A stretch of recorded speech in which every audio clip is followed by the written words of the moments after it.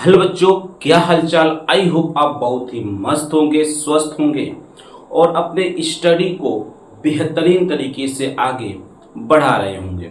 तो प्यारे बच्चों, आज का जो क्लास होगा हम लोग का इलेक्ट्रोकेमिस्ट्री का लास्ट क्लास होगा। आज हम लोग यूनिट 2 इलेक्ट्रोकेमिस्ट्री को दैंड कर देंगे, ठीक है। और आज का हम लोग का जो महत्वपूर्ण टॉपिक होगा भाई साहब, संक्षारण। कोरोशन क्या होता है, इस चीज को हम लोग बेहतरीन तरीके से अभी हम समझेंगे। तो जो बच्चे वीडियो पर नए होंगे, वीडियो को लाइक करिएगा, चैनल सब्सक्राइब करिएगा, दोस्तों को शेयर जरूर कर दीजिएगा। हम लोग का आज का टॉपिक होगा भाई साहब संक्षारण। भाई क्या होगा? संक्षारण, कोरोशन, ठीक है। संक्षारण किसे कहते हैं, ठीक है। चलिए हम लोग इसकी चर्चा करते हैं। संक्षारण किसे कहते हैं, सुनिए ध्यान से। जब हम किसी धातु को खुले बाह्य वातावरण में रख देते हैं, जब हम किसी धातु को खुले बाह्य वातावरण में रख देते हैं, तो जो धातु की बाहरी परत होती है वह नमी, जल, हवा, ऑक्सीजन इत्यादि के संपर्क में आती है। और इत्यादि के संपर्क में आने के जो पश्चात होता है वह अपने ऊपर एक लाल और भूरे रंग की पपड़ी जमाने लगती है, जिसे हम लोग जंग कहते हैं। क्या कहते हैं भाई? जंग कहते हैं। जो जंग का सूत्र होता है, जंग का जो सूत्र होता है Fe2O3 इंटू एक्स H2O, जो x इक्वल टू 1 2 3 4 5 कोई भी एक अंकीय संख्या होगी, क्योंकि यह फेरिक ऑक्साइड का एक जलयोजन विलयन होता है, ठीक है भाई। जब ये जंग लगना शुरू हो जाता है तो सबसे पहले होता क्या है कि प्रारंभ में अल्प समय के लिए जब धातुओं पर जंग लगता है तो अल्प समय के लिए धातुओं का द्रव्यमान बढ़ जाता है, ठीक है।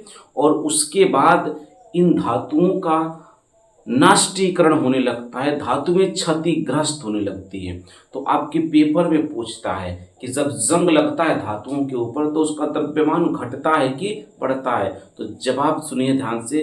अल्प समय के लिए प्रारंभ में पहले धातुओं का द्रव्यमान बढ़ता है, उसके बाद धातुएं का द्रव्यमान घटने लगता है, अर्थात धातुएं क्षतिग्रस्त होने लगती है। जो जंग होता है यह एक ऑक्सीकरण की क्रिया होती है। जंग लगना भाई, जो जंग लगना होता है यह कौन सी क्रिया है? ऑक्सीकरण की क्रिया होती है, ठीक है। तो आइए देखते हैं संक्षारण किसे कहते हैं, धातुओं का संक्षारण क्या होता है। तो सुनिए ध्यान से।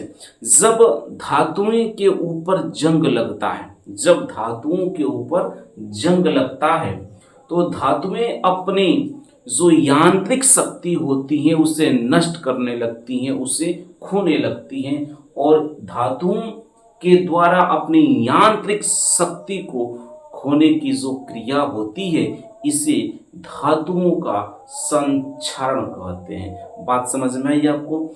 आपने देखा होगा कि जब किसी धातु को हम बाहर छोड़ देते हैं तो भीगते भीगते उसके ऊपर जंग लग जाता है, ठीक है। और जब जंग लगता है तो धातु एक कमजोर होती है, उसके ऊपर की परत नष्ट होने लगता है, नष्ट होने के बाद अपनी यांत्रिक शक्ति खोने लगती है। और इसी क्रिया को तो हम क्या कहते हैं भाई? वो इसी क्रिया को बबुआ हम लोग कहते हैं धातुओं का संक्षारण।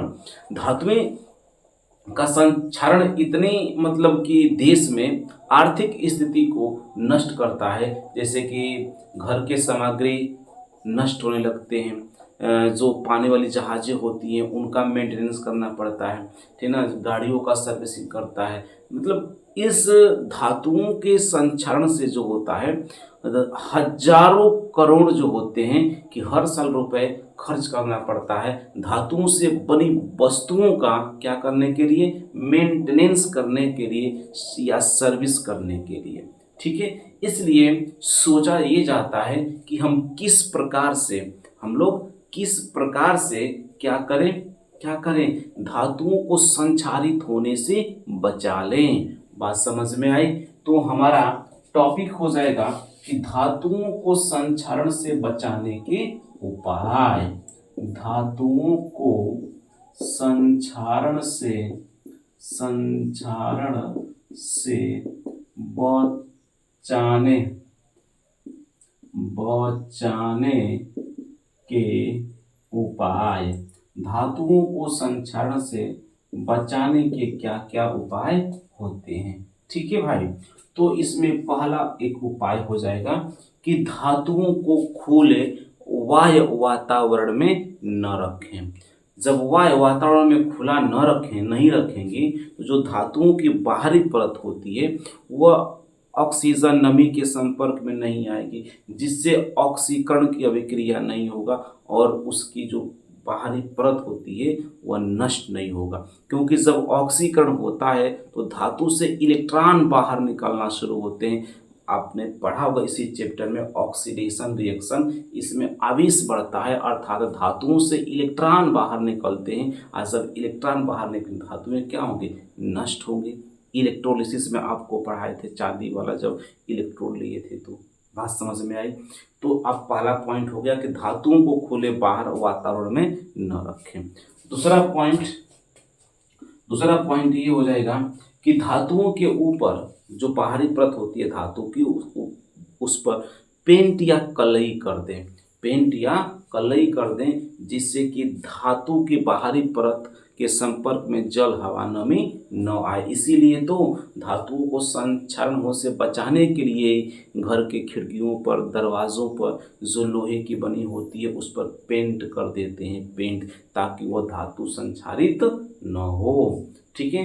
तीसरा पॉइंट क्या होगा कि धातुओं की जो ऊपरी परत होती है उस पर ग्रीस या मोबिल पोत दें। क्या पोत दें भाई, ग्रीस या मोबिल पोत दें। ठीक है। अगला पॉइंट होगा गैल्वेनिकरण के द्वारा हम लोग क्या करते हैं भाई, जिंक को गर्म करते हैं, गर्म करके जिंक को द्रवित कर देते हैं और जिस धातु का गैल्वेनिकरण करना होता है उस धातु को इस जिंक में डुबो देते हैं और जैसे डुबोते हैं तो धातु के ऊपर जिंक की परत चढ़ जाती है, जिससे कि धातु की बाहरी परत जिंक के लेयर से ढक जाती है और वह नमी, हवा, ऑक्सीजन के संपर्क में, जल के संपर्क में नहीं आती है, जिससे धातुएं संक्षारित होने से बच जाते हैं। ठीक है भाई साहब। अगला पॉइंट जो होगा कि धातुओं का मिश्र धातु बना करके, जब हम धातुओं को मिश्र धातु बना करके उसको संक्षारित होने से बचा सकते हैं, साथ साथ धातुओं को अधिक कॉस्टली करना है, महंगा करना है, तो धातुओं को क्षारित होने से बचाने के लिए भी, महंगे करने के लिए भी, ठीक है, धातुओं को ठोस करने के लिए भी, कठोर करने के लिए भी क्या करते हैं, मिश्र धातु का निर्माण कर देते हैं। दो या दो से अधिक धातुओं को द्रवित अवस्था में मिलाकर जब उसे ठंडा किया जाता है तो जो पदार्थ प्राप्त होता है उसी को कहते हैं बाबू मिश्र धातु। तो ये सब जो विधि थी क्या थे, धातुओं को संक्षारित होने से बचाने की विधियां थी। ठीक है भाई। आई होप कि आपको वीडियो समझ में आई होगी। वीडियो पर नए होंगे तो वीडियो को लाइक करिएगा, चैनल सब्सक्राइब करिएगा, दोस्तों को शेयर जरूर करिएगा। मिलते हैं नए चैप्टर के साथ। जय हिंद।